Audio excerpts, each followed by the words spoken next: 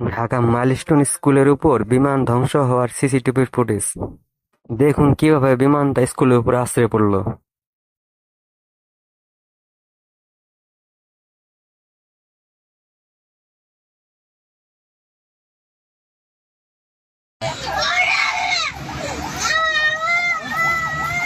ওঠে না ওঠে না আপু ওঠে না ওঠে না আপু এই তো চলে আসছি বোন চলে আসছি।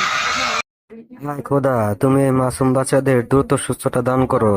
কি পরিমাণ যে কষ্ট হচ্ছে, আগুনে পুড়ে হাতের চামড়া পুরো উঠে গেছে। এই যে বাচ্চাটাকে আমি মাঠে রেখে পানির জন্য 1 ঘন্টা যাবত খুঁজতেছি। একটা পানির 2 লিটার পানির বোতল 600 টাকা দাম চাইছে আমার কাছে। 600 একটা 2 লিটার পানির বোতল।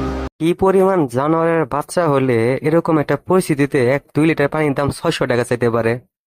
প্রশাসন কি জোর রাষ্ট্র রাষ্ট্র প্রশাসন কি জোর রাষ্ট্র রাষ্ট্র আমার ভাই বললে কেন জবাব চাই।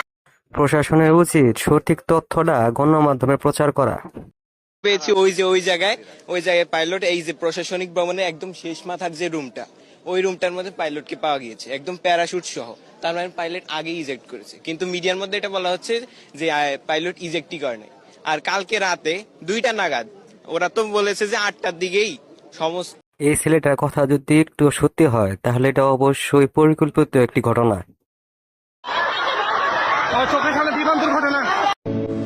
কতটুকু অশ্রু গড়ালে হৃদয় জলে সিক্ত